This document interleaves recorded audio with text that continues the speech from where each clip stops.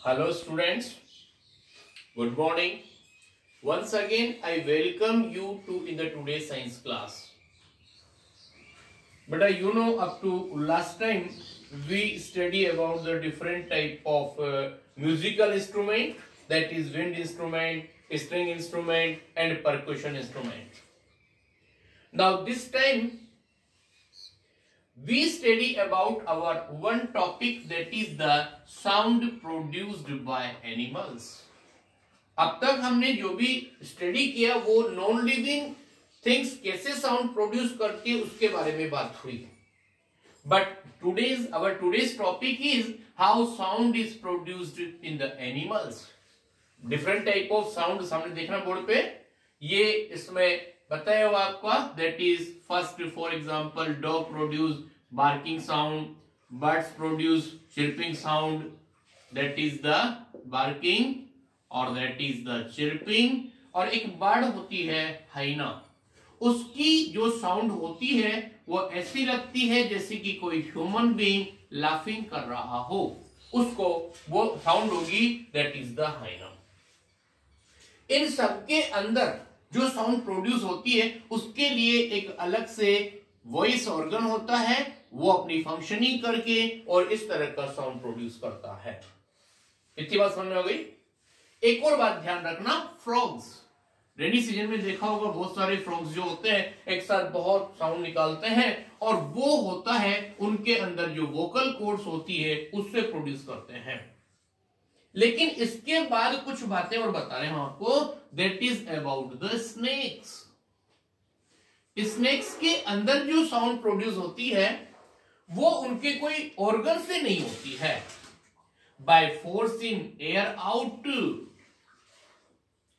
by forcing air out of their mouth,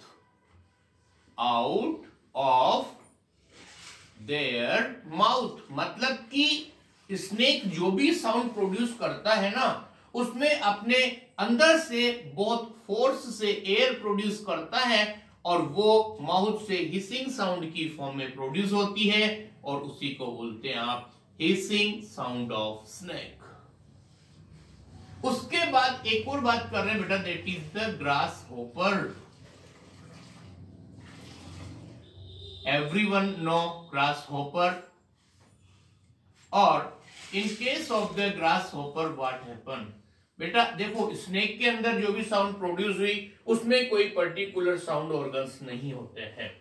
इसी तरह की बात हम ग्रास होपर में करते हैं. स्नेक में हमने क्या बताया कि उनके रेस्पिरेटरी सिस्टम से जो एयर होती है वो बहुत फोर्सली जब वो माउथ से बाहर निकालते हैं तब स्नेक के अंदर क्या होता है, साउंड प्रोड्यूस होती है, that is the hissing sound. इसी तरह की बात कर रहे हैं हम आपके पास ग्रास होपर के बारे में. ग्रास होपर में क्या होता है, उसके अंदर rough edge of their wings, मतलब कि जो विंग्स होते हैं ना, wings with rough as,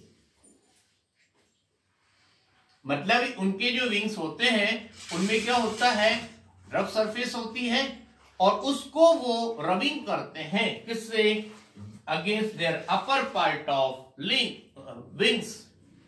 sorry just a minute. Wings with the rough edge, rub with upper part of their legs, upper part of their legs. पूरी बात को ध्यान से सुनना. मतलब कि ग्रास होपर के अंदर जो विंग्स के रफ एज होते हैं, रफ सरफेस होती है, उसको upper part of the leg से रबिंग करवाई जाती है, उसको बोलते हैं हम what sound that produced by the grass hopper. इनको कॉमन लैंग्वेज में हम झिंगर बोलते हैं. जब फॉरेस्ट एरिया या सुनसान एरिया के अंदर कंप्लीट साइलेंस हो जाता है तो ये अपने शेल्टर में से ये आपस में विंग्स विद रफ एज को रब करते हैं with the upper part of their legs और वो अपनी साउंड प्रोड्यूस करते हैं. इतनी सारी बात समझ में आ गई. उसके बाद हम बात कर रहे हैं बेटा अबाउट द ह्यूमन बीइंग, और इसमें हम बता दें आपको sound produced in the human being that is by one organ name voice box और लैरिंग्स.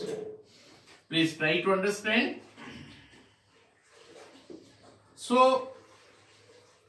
One important thing please remember, ये इसको रिमूव कर रहे हैं बेटा हम, देखना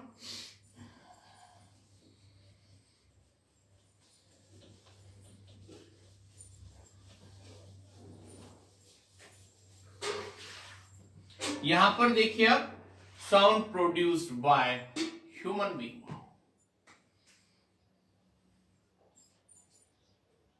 ह्यूमन बीइंग, ह्यूमन बीइंग में जो साउंड प्रोड्यूस होती है बाय वन ऑर्गन, बाय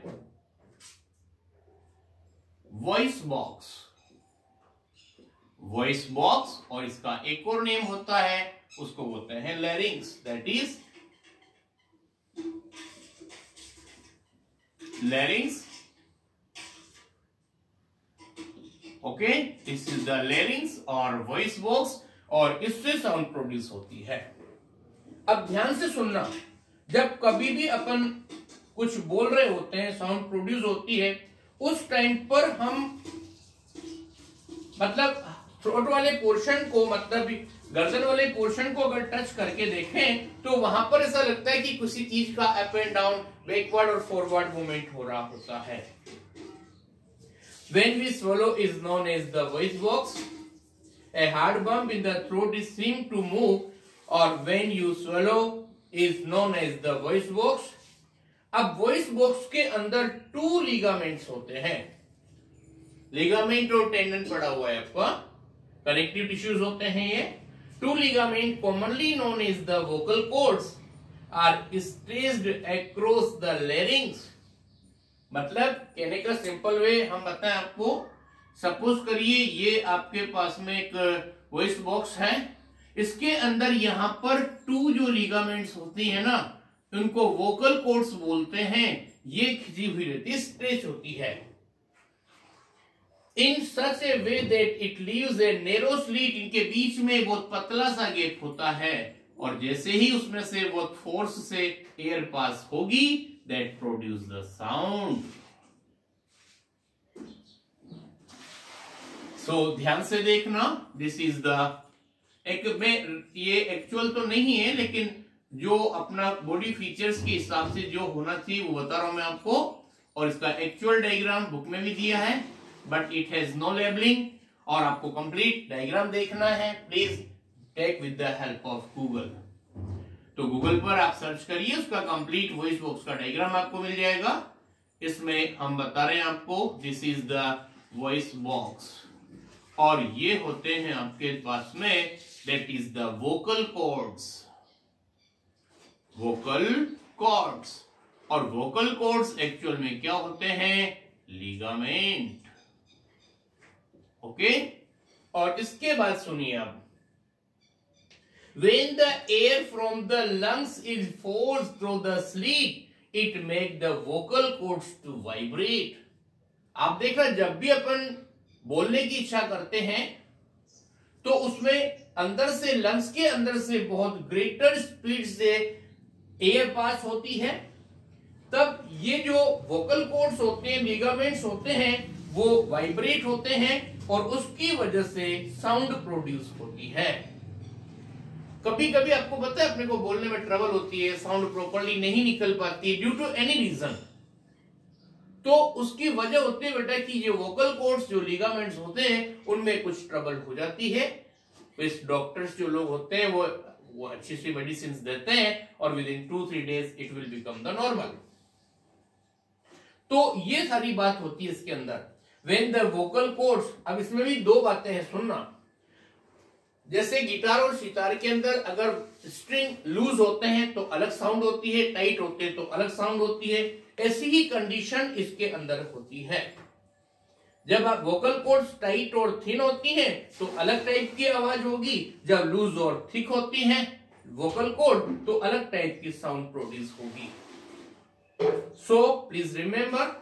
और इसमें एक एक्टिविटी बता रखी बेटा 13.6, उसमें सिंपली हम आपको बता दें, जो छोटे छोटे स्टूडेंट्स हैं, आपने भी ऐसा किया होगा, 2 स्मॉल इक्वल साइज पेपर ले लिए आपने।